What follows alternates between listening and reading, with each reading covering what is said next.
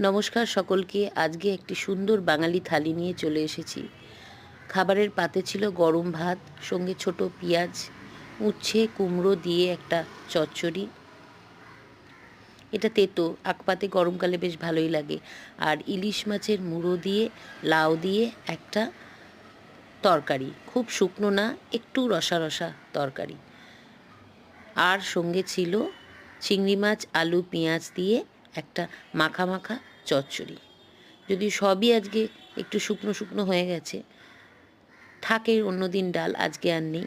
এই ছিল আজকের খাবারের মেনু।